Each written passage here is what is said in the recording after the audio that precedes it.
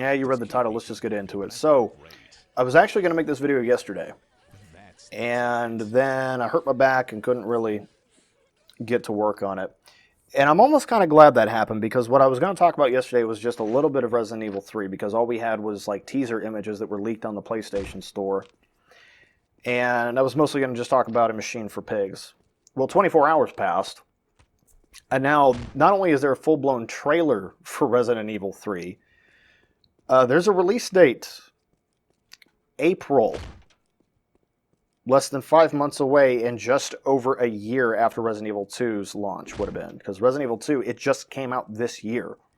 Which that's why in that Blood 4 video that I did, I said I was not optimistic about this. Now, here's the primary reasons why. First of all, the fans, this is why I don't call myself a fan of anything anymore, because fans irritate me. Since the Resident Evil 2 remake, I have seen all over the place people calling for a Resident Evil 3 remake, a remake of Code Veronica, a remake of both of the Outbreak games, and a remake of the original Resident Evil. How many Resident Evil remakes do we fucking need here? Seriously, can we please chill out with this and stop being obsessed with nostalgia? I understand that my generation, people in their 30s and even down into their 20s, just refuse to accept anything that's new, and we just want the same stuff that we already have, but updated. It frustrates me to no end. It's like I would rather have Resident Evil 8 than a remake of any of the old Resident Evil games. I love 2, don't get me wrong. I mean, easily one of my best, favorite games of the year. It's great. But them coming out with Resident Evil 3 this quickly, and with the fans demanding it like this, has had me concerned, because it's like, okay, is Capcom going to rush this out so they can just hurry up and cash in on the hype after Resident Evil 2? That's certainly what it's been feeling like to me. And now with a trailer that's saying, yeah, it's coming out in April 3rd, if I remember right, it's like, holy crap. Okay, so when did development even start on this? Did this start before Resident Evil 2 came out? Did it start immediately after? Who's developing it? Is it being outsourced? Is it part of Capcom? It's like, there's no way it's the same guys that made Resident Evil 2. They were working on Resident Evil 2 way too much. So if it is the guys that made Resident Evil 2, that means they started it right after Resident Evil 2 came out, and that means that the game will barely have even a full year of development time, like a little over 1 year. None of that sounds good. And it's like with Resident Evil 3, you got to be really careful, because the big thing that people are really going to be excited for is Nemesis.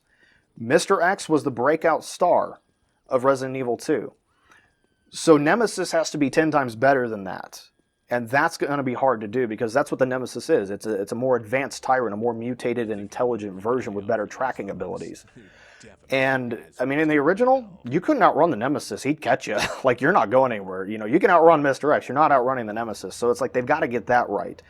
And to me, it's like that alone would take a ton of time to get right. But IGN actually released a little developer discussion with two of the producers, which are Peter Fabiano and Masachika Kawata. I really hope I'm not butchering your name, my dude. Once I saw those names, that actually put me at ease a little bit, because Peter Fabiano, I know, was heavily involved with Resident Evil 7 and actually played a character in Resident Evil 7. He plays Pete, oddly enough. He's one of the Sewer Gators that gets killed in that first video, along with, Clancy didn't die till later, but Andre was the first to go. In that video that Ethan found at the very beginning of the game. So that's actually one of the producers. And then Kawata, he worked on the original Resident Evil 3, and he was the producer for Resident Evil 7. Now, the reason this puts me at ease is because we haven't heard anything about Resident Evil 8, have we? Not a peep. There's not been a word about it. I haven't even really seen any rumors about it. Well, I wonder if the reason why is because the team that made Resident Evil 7 has spent all that time working on the RE3 remake. That would make sense to me. I mean, they're reusing all the assets from Resident Evil 2 as well. Like, all the zombies, they look identical from what I've seen from Resident Evil 3. Which normally that would irritate me and would feel lazy. But in this case, creatively it makes sense. Because Resident Evil 3 and Resident Evil 2 happened the exact same night. It's just different perspectives. I mean, I hope we don't go to the police department in 3, because you didn't in the original, at least that I remember. No, wait, maybe you did. I don't quite remember. It's been a long time since I've played 3. I haven't played 3 in probably 15 years or so. But I hope that that's what it is. I'm hoping that development on this started long before Resident Evil 2 even launched, And it's the guys that made Resident Evil 7 that are actually making it, like that whole team, because 7 was really good. So that kind of puts me at ease, but I still want more information. I'm still cautious about this. I'm cautiously optimistic. It could be really good. I don't know. But get off the hype train, everybody. You don't know what you're dealing with yet. This could be hacked out, rushed garbage that's completely incomplete and won't even be close to being the level of Resident Evil 2. Pop your hype balloons, get off the train, and just wait till you get more information. It's important to look at that kind of stuff, because if you don't, you were probably really disappointed by Amnesia: A Machine for Pigs. Masterful segue.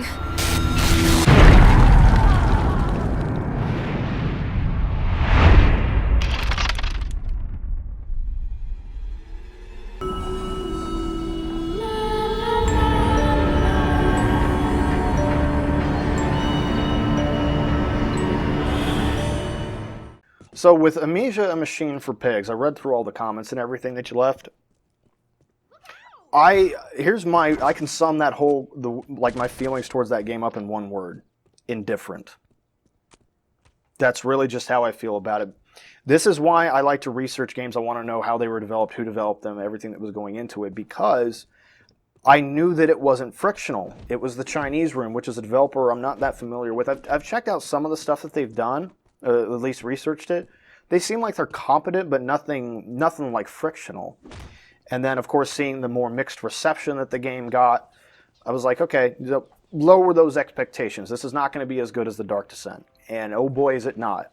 This is where I struggle with it, because it's not bad.